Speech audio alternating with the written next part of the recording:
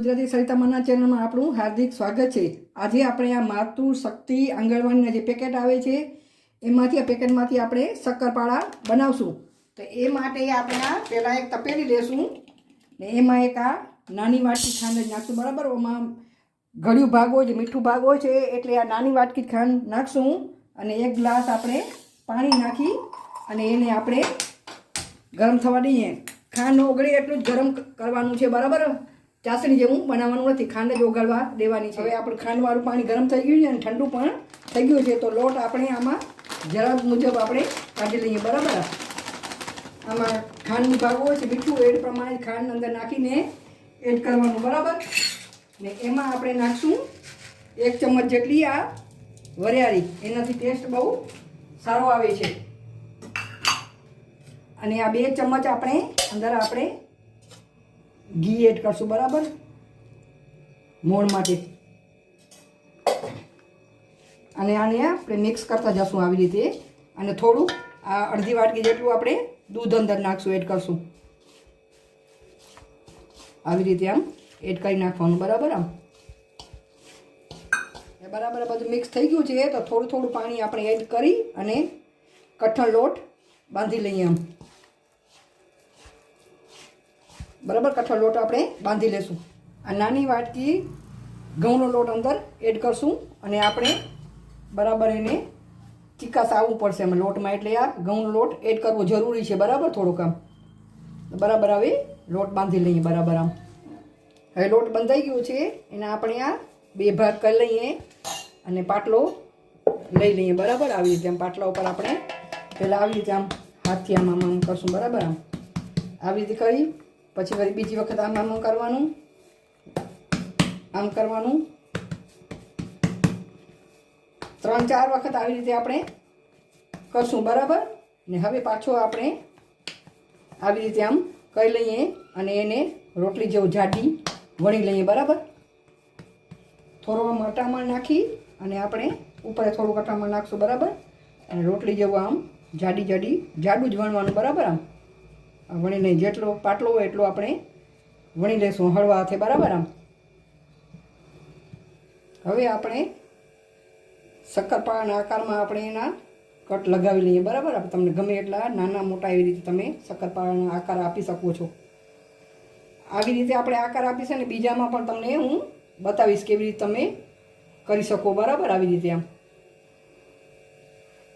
જાડું જ રાખવાનું, બરાબર। આવી રીતે આપણે કટ લગાવી લઈશું। આવી રીતે આ સાઈડથી પણ આપણે આમ કટ લગાવી લઈશું, બરાબર। આમ તો એ મન ગમતા આકારમાં કટ લગાવી શકો છો। ને તેલ ગરમ કરવા મૂકી દીધું છે, બરાબર। આમ તેલ ગરમ થઈ ગયું છે, એને મીડિયમ કરી નાખવાનું, બરાબર। મીડિયમ તાપે જ આપણે તરવાના છે, એને ફૂલ તાપે નથી તરવાના। આવી રીતે બધા આપણે અંદર એડ કરી દઈશું અને થોડી વાર 2-3 મિનિટ એને હલાવવા દેવાના નથી, નહીં તો તૂટી જશે, બરાબર। આવી રીતે જેટલા સમય એટલા આપણે અંદર એડ કરી દઈએ। 2 મિનિટ જેવું થઈ ગયું છે, આપણે હવે જારાથી એને પલટી મારી દઈએ, બરાબર। આમ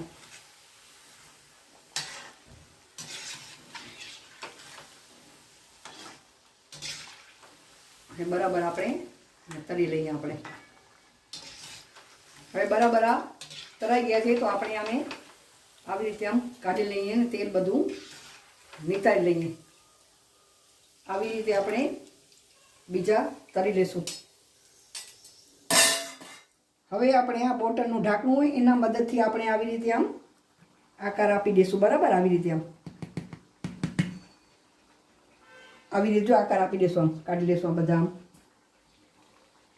એનો ભાગ વધશે એના પણ આપણે પછી બનાવી લઈશું, એનો ઉપયોગ કરી લઈશું। આ કટ કરેલા આવી રીતે આપણે આકાર આપી દઈએ બધાના। આવી રીતે આ બોટલનું પાણીની બોટલનું ઢાંકણું હોય એનાથી આ ડિઝાઇન કરી લીધી છે, બરાબર। હવે એને પણ આપણે મીડિયમ તાપે તરી લઈશું, બરાબર। આપણે આવી રીતે બધા તરી લઈએ, તમને મનગમતી તમે જે જોઈએ એવી તમે ડિઝાઇન બનાવી શકો છો, બરાબર।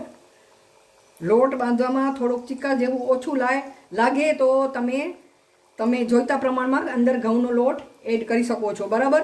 અંદર મેંદાનો લોટ પણ એડ કરી શકો, મેં ઘઉંનો લોટ અંદર એડ કર્યો છે, બરાબર। આવી રીતે આને આપણે તરી લઈએ। હવે આ પણ આપણા બોટલની ઢાંકણાની ડિઝાઇનવાળા તરાઈ ગયા છે, બરાબર. એને આપણે બહાર કાઢી લઈએ. એવી રીતે આપણે બધા હવે તળી લઈશું.